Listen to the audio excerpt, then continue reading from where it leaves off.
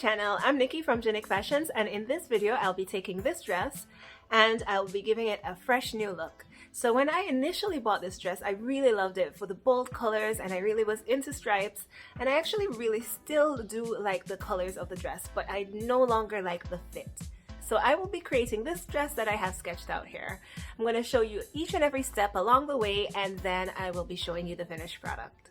If you're enjoying my tutorials and you want to see more like it, don't forget to press like, don't forget to subscribe and hit the notification bell. In order to create my dress, I will be using my old dress that I'll be upcycling. I will also be using a black bullet fabric. So as you can see here, that's that textured fabric that I do like to use sometimes.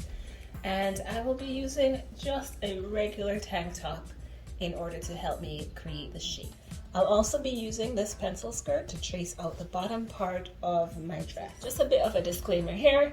I actually started working on this dress on the right side, but I should be working on the wrong side. So please make sure if you are doing something like this, make sure you first turn your fabric to the wrong side before you start the steps that you'll see me do. I have my dress folded in half, and this is the fold line of the dress. I also have my shirt folded in half. This is the fold line of the shirt as well. I folded down the top of the tank top, leaving only the part that I want to have for my sleeve. And I also will be folding up the tank top a little bit, just a little bit past the waistline. And that is how short I want this part of the dress. So I'm going to go ahead and pin around that shape and cut, giving a 1-inch seam allowance. So here I have the top part of my new piece cut out. I should have actually had this on the wrong side before, yet somehow I had it on the right side, but I fixed that problem. This was the bottom part of our original dress, and it will be the sleeves for our new dress. So I took a few measurements. I measured around my biceps where I want the off the shoulder to sit, and that was 12 3/4 inches. And I measured around my forearm, and that was 8 inches. And I measured the distance between the two, and that's approximately 11 inches. So I need 11 inches of length for the sleeve. And I am going to do just a little bit more, just in case. So I'm going to measure out 11.5 inches, and I'm going to cut straight across. And this will be our 2 sleeves. All right, so now I can cut this in half and start working on each of my sleeves. All right, so for the bicep, we measured 12.75, and so since this is folded in half, we only need half of that, which is approximately 6.4. And so I'm measuring 6.4 here, approximately 6.4, and I'm going to pin. And that's inches, just in case you were wondering. And at the bottom of the sleeve, we measured that area would be 8 inches. So I'm going to half that and measure 4 inches. And notice here we have an overlock stitch. We're not going to measure from the outside, we're measuring from the inside of that stitch. All right, so now I'm just going to use the tape measure to get the shape from here to here. And add a few more pins. Once you have that shape pinned in, you can cut. So now at this point, we can either do the same thing and measure out the other sleeve, or we can just use this sleeve as a template. So here I have one sleeve cut out, and this was the overlock stitch that I had before. And I am going to line up my shirt with the sleeve. Both are inside out. And I'm lining up the top of the shirt to the top of the sleeve, and I want the seams to be in line with each other as well. So once I have everything lined up, I'm going to cut this shape out of the sleeve, and this will allow me to connect the shirt to the sleeve in a very neat and efficient way. And now I can do the same for the other side. So I'm pretty bummed because I just realized that I cut one of the sleeves in one direction and I cut the other sleeve in the other direction. I could have gotten some really nice symmetry here, and I can no longer get that because I've already cut everything and it is what it is at this point. What I am going to try to avoid, however, is there's black going all the way across the top on this side and on that sleeve, and then blue over here. And so I'm either going to hem that to cover, to hide that black so it doesn't look super weird, or I might actually add a black strip on top. We'll see. In order to attach my sleeve to my top, I'm going to put right side to right side, and I am going to pin. So here I have my sleeve pinned to the shirt, and I'm going to take it to the sewing machine and sew it together with a zigzag stitch. In order to hem this, I'm going to fold and then fold again and pin.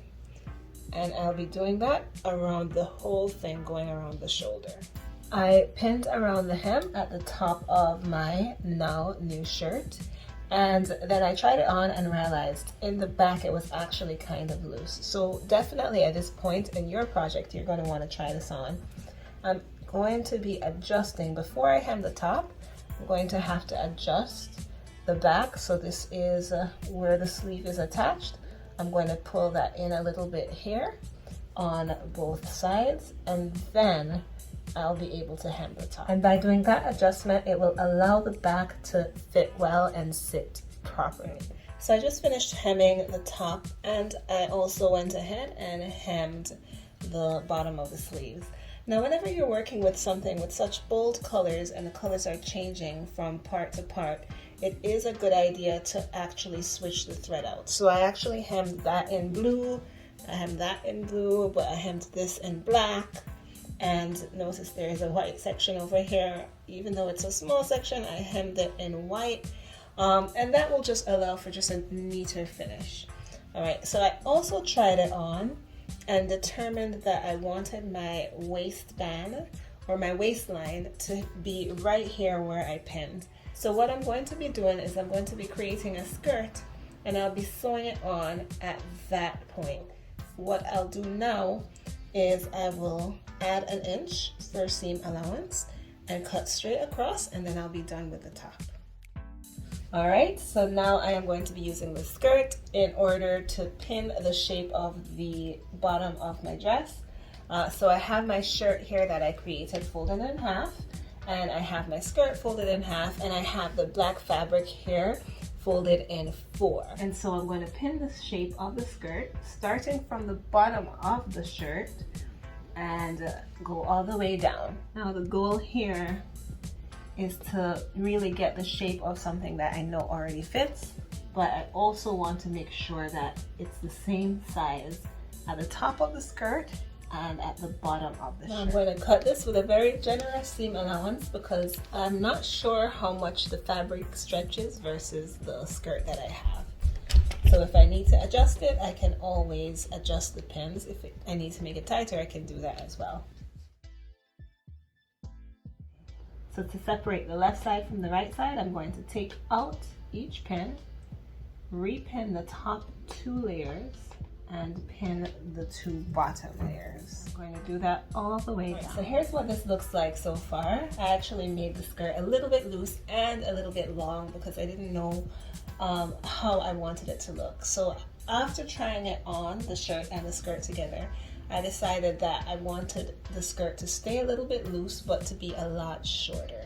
So in order to join these two, I'm going to have my skirt right side out, and I'm going to have my shirt inside out, and I'm going to stick my shirt over my skirt, and my shirt, by the way, is upside down. So now the raw edge of my shirt is touching the raw edge of my skirt, and they are touching each other right side to right side. So I'm going to start pinning at the seam, and I'm going to pin on the inside of both of these items all the way around. So here are my pins. I'm going to take this to the machine and make sure I'm sewing with a zigzag stitch all the way around the waist. Alright, so now I just have to hem the bottom of the skirt, and so I do my double fold and pin and take it to the machine and sew it with a zigzag. If you're still here, which you are, thanks so much for sticking around. I'll be revealing the dress in just a second, but first I did want to let you know that I actually have so many more upcycled projects right there in that link. So make sure to go ahead and check some of those out.